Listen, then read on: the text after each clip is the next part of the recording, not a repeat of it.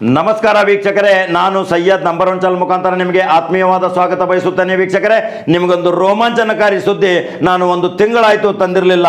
ಯಾಕಂದರೆ ಯಾರ ಸಾಮ್ರಾಜ್ಯ, ಯಾರ ಅಧಿಕಾರ, ಯಾವ ರೀತಿ ಕರ್ನಾಟಕ ರಾಜ್ಯದಲ್ಲಿ ತಮ್ಮ ಸಾಮ್ರಾಜ್ಯವನ್ನು ಮೆರೆದರು, ಯಾವ ಹೆಗಲಿಗೆ ಹೆಗಲು ಕೊಟ್ಟು ಕರ್ನಾಟಕ ರಾಜ್ಯದಲ್ಲಿ ಧೀಮಂತ ರಾಜಕಾರಣಿಯಾಗಿ, ಕರ್ನಾಟಕ ರಾಜ್ಯದ ಉದಯೋನ್ಮುಖ ತಾರೆಯಾಗಿ, ನಾಟಕ ರಂಗದಲ್ಲಿಯೂ ಕಲಾವಿದನಾಗಿ, ಸಿನಿಮಾ ರಂಗದಲ್ಲಿ ಅಭಿನಯಿಸಿ ಅನೇಕ ರೀತಿಯ ತಮ್ಮ ಸ್ಟೈಲ್ ಕಿಂಗ್ದಿಂದ ಕರ್ನಾಟಕ ರಾಜ್ಯದ 12ನೇ ಮುಖ್ಯಮಂತ್ರಿಯಾಗಿ ಆಯ್ಕೆಯಾದಂಥ ವ್ಯಕ್ತಿ ಯಾರು? ಅದು ನಿಮಗೆ ಗೊತ್ತಿರಬೇಕು ವೀಕ್ಷಕರೇ. ಅವರ ಸಾಮ್ರಾಜ್ಯ ಏನು, ಮಕ್ಕಳೇನು, ಅವರ ಹೆಂಡತಿ ಯಾರು, ಅವರು ಎಲ್ಲಿಂದ ಬಂದರು, ಯಾವ ಹೋರಾಟದಿಂದ ಮೂಲದಿಂದ ಬಂದರು, ರಾಮ್ ಮನೋಹರ್ ಲೋಹಿಯಾ ಅವರಿಗೆ ಪ್ರೇರಣೆ ಆದಂಥ ವ್ಯಕ್ತಿ. ಕರ್ನಾಟಕ ರಾಜ್ಯದಲ್ಲಿ 10 ಪಂಪ್ ಸೆಟ್ HP ಉಚಿತ ವಿದ್ಯುತ್ ಕೊಟ್ಟಂತ ಧೀಮಂತ ವ್ಯಕ್ತಿ. ಆ ಕರ್ನಾಟಕ ರಾಜ್ಯದ ಮುಖ್ಯಮಂತ್ರಿ ಯಾರು ಅನ್ನೋದು ನಿಮಗೆ ಕುತೂಹಲ ಮೂಡ್ತಾ ಇರಬೇಕು, ನಿಮಗೆ ಕ್ಯೂರಿಯಾಸಿಟಿನೂ ಆಗ್ತಾ ಇರಬೇಕು. ಅದರ ಬಗ್ಗೆ ವಿವರಣೆನೂ ಹೇಳ್ತೀನಿ. ಆ ಮುಖ್ಯಮಂತ್ರಿ ಹೊರಗಡೆ ಬಂದ್ರೆ ಬ್ಯಾಡ್ಮಿಂಟನ್ ಆಡೋದೊಂದು ಪ್ರಮುಖ ಚಟ ವೀಕ್ಷಕರೇ. ನಾವು ಸ್ವತಃ ಅವರ ಜೊತೆ ಬ್ಯಾಡ್ಮಿಂಟನ್ ಆಟ ಆಡೋದನ್ನು ನಾವು ಕೂತ್ಕೊಂಡು ನೋಡಿದ್ದೀವಿ. ಇದೇ ಬೆಂಗಳೂರಿನ ಕಾವೇರಿ ಕೃಷ್ಣ ಗೃಹ ಕಚೇರಿ ಮುಂದುಗಡೆ ಗಾಲ್ಫ್ ಮೈದಾನದಲ್ಲಿ ವೀಕ್ಷಕರೇ. ಇದೊಂದು ದೊಡ್ಡ ವಿಸ್ಮಯಕಾರಿ. ಇಂಥ ಒಬ್ಬ ಕರ್ನಾಟಕ ರಾಜ್ಯದ ಒಂದು ಮುಖ್ಯಮಂತ್ರಿ ಶ್ರೀಮತಿ ಇಂದಿರಾ ಗಾಂಧಿ ಅವರಿಗೂ ಸಹಿತ ಒಂದು ಕಾಲದಲ್ಲಿ ಶಡ್ಡು ಹೊಡೆದು ಕರ್ನಾಟಕ ರಾಜ್ಯದಲ್ಲಿ ಒಂದು ತನ್ನದೇ ಆದಂಥ ಸ್ವಂತ ಪಕ್ಷವನ್ನು ಕಟ್ಟಿ ಒಂದು ಎಷ್ಟೊಂದು ಸೀಟುಗಳನ್ನು ತಂದು ಒಂದು ಶಡ್ಡು ಹೊಡೆದಂಥ ಒಂದು ಧೀಮಂತ ರಾಜಕಾರಣಿ ಅಂದರೆ ಅವರು ಯಾರು? ಸಾರೆ ಕೊಪ್ಪದ ಬಂಗಾರದಂಥ ಮನುಷ್ಯ ಬಂಗಾರಪ್ಪ ವೀಕ್ಷಕರೇ. ಬಂಗಾರಪ್ಪ ಅಂದ್ರೆ ಬೆಲ್ ಬಾಟಮ್ ಪ್ಯಾಂಟ್ ನೋಡಿ, ಶರ್ಟ್ ನೋಡಿ, ಕಾಲರ್ ನೋಡಿ, ಚಸ್ಮಾ ನೋಡಿ, ಯಾವ ವೈಭವ ಪೂರಿತವಾಗಿ ಗೃಹ ಮಂತ್ರಿಯಾಗಿ, ಕಂದಾಯ ಮಂತ್ರಿಯಾಗಿ, ಅನೇಕ ಇಂಡಸ್ಟ್ರೀಸ್ ಮಿನಿಸ್ಟರ್ ಆಗಿ ಎಂತಿಂಥ ಹುದ್ದೆಗಳನ್ನ ದೇವರಾಜ ಅರಸ್ ಕಾಲದಲ್ಲಿ, ಗುಂಡೂರಾವ್ ಅವರ ಕಾಲದಲ್ಲಿ ಎಂತಿಂಥ ಹುದ್ದೆಗಳನ್ನು ಅನುಭವಿಸಿ ಕರ್ನಾಟಕ ರಾಜ್ಯಕ್ಕೆ ಒಂದು ಅದ್ವಿತೀಯ ಕೊಡುಗೆ ಕೊಟ್ಟಂತ ರೈತಾಪಿ ಜನರ ಜೊತೆ ತಾನು ವಕೀಲ ಇದ್ದಾಗ ಎಷ್ಟು ಕಷ್ಟಗಳನ್ನು ನೋಡಿದ್ದಾರೆ. ನಾನು ಬಡತನದಿಂದ ಬಂದವನು, ಈ ಕಷ್ಟಗಳನ್ನು ನೋಡಿ ನಾನು ಕರ್ನಾಟಕ ರಾಜ್ಯದಲ್ಲಿ ಒಂದು ಏನಾದರೂ ಸಾಧನೆ ಮಾಡಿ ತೋರಿಸಬೇಕು ಅನ್ನೋ ಭಾವನೆಯಿಂದ ರಾಜಕಾರಣಕ್ಕೆ ಬಂದಂತ ಕರ್ನಾಟಕ ರಾಜ್ಯದ 12ನೇ ಮುಖ್ಯಮಂತ್ರಿ ಸಾರೇಕೊಪ್ಪ ಬಂಗಾರಪ್ಪ ವೀಕ್ಷಕರೇ. ಅವರ ವಿಶೇಷತೆ, ಅವರ ಸ್ಟೈಲು, ಅವರು ಮಾತನಾಡುವ ಶೈಲಿ, ಅವರು ಮಾಡಿರುವ ಅದ್ವಿತೀಯ ಕಾರ್ಯಗಳ ಸಂಪೂರ್ಣ ವಿವರವಾದ ವರದಿ, ಎಲ್ಲಿ ಹುಟ್ಟಿದ್ರು, ಎಲ್ಲಿ ಶಿಕ್ಷಣ ಪಡೆದ್ರು, ಎಲ್ಲಿ ಅವರ ಮಕ್ಕಳು, ಎಷ್ಟು ಮಕ್ಕಳು, ಅವ್ರು ಏನು ಮಾಡ್ತಾ ಇದ್ದಾರೆ, ಅದರ ಡಿಟೇಲ್ ಕಂಪ್ಲೀಟ್ ಸ್ಟೋರಿ ಇವತ್ತು ಸಾಮ್ರಾಜ್ಯದೊಂದಿಗೆ ವಿಶೇಷ ರಾಜಕಾರಣ, ಚತುರ ರಾಜಕಾರಣ ಸಾರೇಕೊಪ್ಪ ಬಂಗಾರಪ್ಪದ ಇತಿಹಾಸ ತೋರಿಸ್ತಾ ಇದ್ದೀನಿ ವೀಕ್ಷಕರೇ. ನೀವು ದಯವಿಟ್ಟು ನಮ್ಮ ನಂಬರ್ ಒನ್ ಚಾನಲ್ದಲ್ಲಿ ನೋಡಿ ವೀಕ್ಷಕರೇ. ನಂಬರ್ ಒನ್ ಚಾನಲ್ ಫಾಲೋ ಮಾಡೋದನ್ನು ಮರೆಯಬೇಡಿ. ನಂಬರ್ ಒನ್ ಚಾನಲ್ ಯೂಟ್ಯೂಬ್ದಲ್ಲಿ ಬರ್ತಾ ಇದೆ, ಅಲ್ಲಿಯೂ ಸಬ್ಸ್ಕ್ರೈಬ್ ಆಗೋದನ್ನು ಮರೆಯಬೇಡಿ ವೀಕ್ಷಕರೇ. ಮತ್ತೆ ಮಹತ್ವವಾದ ಕರ್ನಾಟಕ ರಾಜ್ಯದ ಈ ವಿಧಾನಸೌಧ ಕಟ್ಟಿದವರು ಯಾರು, ವಿಧಾನಸೌಧದ ಒಬ್ಬ ಗಾರೆ ಕೆಲಸ ಮಾಡಿದವನು ಯಾರು, ಅದು ಸಹಿತ ಒಂದು ವಿಸ್ಮಯಕಾರಿ ಘಟನೆ ಇದೆ. ಇನ್ನು ಮುಂದೆ ಬರ್ತೇನೆ ಆ ಸಾಮ್ರಾಜ್ಯ ತೆಗೆದುಕೊಂಡು ವೀಕ್ಷಕರೇ. ಮತ್ತೊಂದು ಮಹತ್ವವಾದ ಸಾಮ್ರಾಜ್ಯದ ವಿಷಯದೊಂದಿಗೆ ಬರುತ್ತೇನೆ. ನಂಬರ್ ಒನ್ ಚಾನಲ್ ನಿಮ್ಮ ಚಾನಲ್ ವೀಕ್ಷಕರೇ. ನಮಸ್ಕಾರ. ಶ್ರೀ ಸಾಯಿ ಗಣಪತಿ ಜ್ಯೋತಿಷ್ಯ ಮಂದಿರ. ನಿಮ್ಮ ಯಾವುದೇ ರೀತಿ ಕಷ್ಟಕರವಾದ ಸಮಸ್ಯೆ ಇದ್ದರೆ ಕೊಳ್ಳೇಗಾಲದ ದೈವಶಕ್ತಿ ಹಾಗೂ ಮಂತ್ರಶಕ್ತಿಯಿಂದ 5 ದಿನಗಳಲ್ಲಿ ಪರಿಹಾರ ಮಾಡಿಕೊಡುತ್ತಾರೆ. ಮಕ್ಕಳ ವಿದ್ಯಾಭ್ಯಾಸದಲ್ಲಿ ತೊಂದರೆ, ಉದ್ಯೋಗ ಅಡಚಣೆ, ಮದುವೆ ವಿಚಾರದಲ್ಲಿ ವಿಘ್ನ, ವ್ಯಾಪಾರ ನಷ್ಟ, ಸಂತಾನ ಫಲ ಇಲ್ಲದಿದ್ದರೆ, ಆರೋಗ್ಯದಲ್ಲಿ ತೊಂದರೆ, ಗಂಡ ಹೆಂಡತಿ ಕಲಹ, ಡಿವೋರ್ಸ್ ಪ್ರಾಬ್ಲಮ್, ಸಾಲ ಬಾಧೆ, ಸ್ತ್ರೀ ವಶೀಕರಣ ಹಾಗೂ ಪುರುಷ ವಶೀಕರಣ ನಿಮ್ಮ ಇಷ್ಟಾರ್ಥ ಪ್ರಕಾರ ಮಾಡಿಕೊಡುತ್ತಾರೆ. ನಿಮ್ಮ ಮನಸ್ಸಿನಲ್ಲಿ ಯಾವುದೇ ರೀತಿ ಗುಪ್ತ ಸಮಸ್ಯೆ ಇದ್ದರೆ, ಯಾರಿಗೂ ಹೇಳ್ಕೊಳಕಾಗದೆ ಮಾನಸಿಕವಾಗಿ ನಿಮ್ಮ ಜೀವನದಲ್ಲಿ ನೀವು ಜಿಗುಪ್ಸೆ ಹೊಂದಿದರೆ, ಕೊಳ್ಳೇಗಾಲದ ಮಂತ್ರಶಕ್ತಿಯಿಂದ 5 ದಿನಗಳಲ್ಲಿ ಪರಿಹಾರ ಶತಸಿದ್ಧ. ಅಸಾಧ್ಯವಾದದ್ದು ಇಲ್ಲಿ ಸಾಧ್ಯ. ಗುರುಜಿ ಅವರನ್ನು ನೇರವಾಗಿ ನಿಮ್ಮ ಮನೆಗೆ ಬಂದು ಭೇಟಿ ಮಾಡಬಹುದು.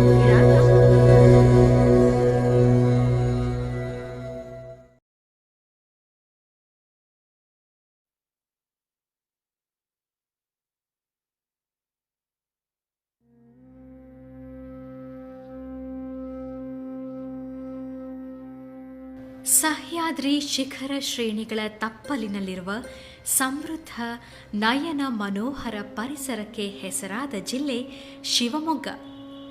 ಜಿಲ್ಲೆಯ ಸೊರಬ ತಾಲೂಕಿಗೆ ಸೇರಿದ ಕುಬಟೂರು ಗ್ರಾಮದಲ್ಲಿ 1933 ಅಕ್ಟೋಬರ್ 26ರಂದು ಕಲ್ಲಪ್ಪ ಮತ್ತು ಕಲ್ಲವ್ವ ದಂಪತಿಗಳ ಮಗನಾಗಿ ಕರ್ನಾಟಕ ರಾಜ್ಯದ 12ನೇ ಮುಖ್ಯಮಂತ್ರಿ ಎಸ್ ಬಂಗಾರಪ್ಪನವರು ಜನಿಸಿದರು.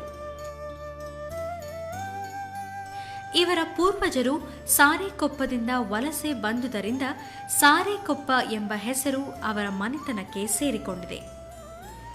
ಬಿಎ ಪದವಿಯಲ್ಲಿ ಕನ್ನಡವನ್ನು ಐಚ್ಛಿಕ ವಿಷಯವನ್ನಾಗಿ ಪಡೆದುಕೊಂಡು ಪಂಪ ಮಹಾಕವಿಯಿಂದ ಪ್ರಸಿದ್ಧ ಆಧುನಿಕ ಕವಿಗಳವರೆಗಿನ ಸಾಹಿತ್ಯವನ್ನು ಅಭ್ಯಸಿಸಿ ಕನ್ನಡ ಸಂಸ್ಕೃತಿಯನ್ನು ಮೈಗೂಡಿಸಿಕೊಂಡ ಎಸ್ ಬಂಗಾರಪ್ಪನವರು ಮೈಸೂರಿನಲ್ಲಿ ಕಾನೂನು ಪದವಿ ಪಡೆದರು.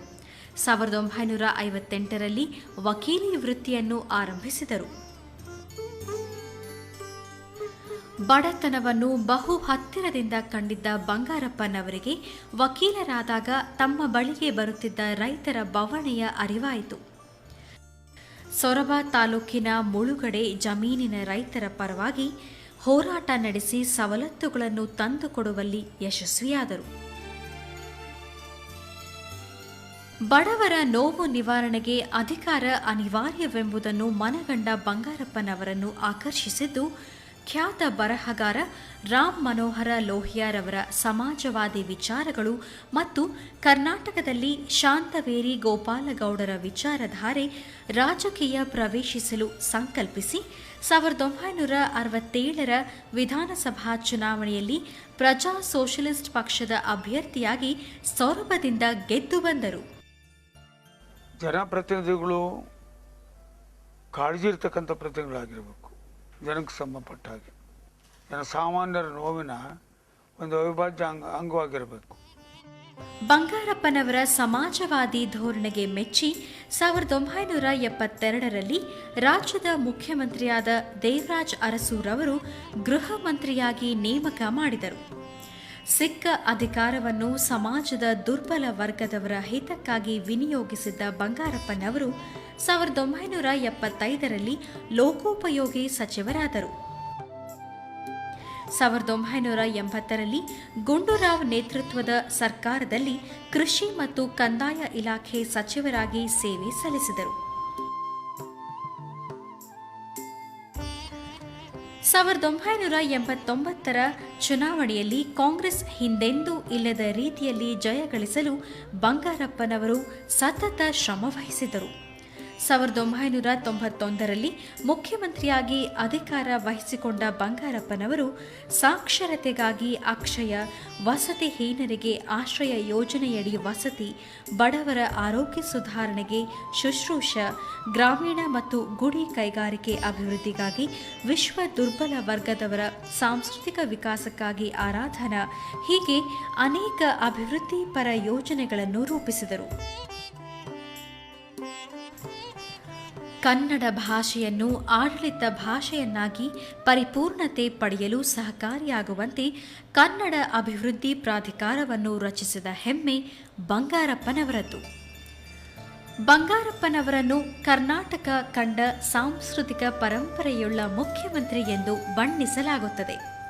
ಸಂಗೀತ, ಸಾಹಿತ್ಯ, ಕ್ರೀಡೆಯಲ್ಲಿ ಅತೀವ ಆಸಕ್ತಿ ಹೊಂದಿರುವ ಬಂಗಾರಪ್ಪನವರು ಬಾಲಕನಾಗಿದ್ದಾಗಲೇ ನಾಟಕಗಳಲ್ಲಿ ಪಾತ್ರವಹಿಸುತ್ತಿದ್ದರು.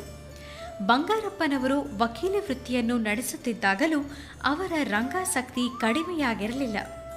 ಯಮನ್, ಕಲ್ಯಾಣಿ, ಹಿಂದೋಳ್ ಮುಂತಾದ ರಾಗಗಳಲ್ಲಿ ಪ್ರೇಕ್ಷಕರ ಮನ ಮುಟ್ಟುವಂತೆ ವಚನಗಳನ್ನು ಹಾಡುವ ಕಲೆಯನ್ನು ಕರಗತ ಮಾಡಿಕೊಂಡಿದ್ದರು ಬಂಗಾರಪ್ಪ.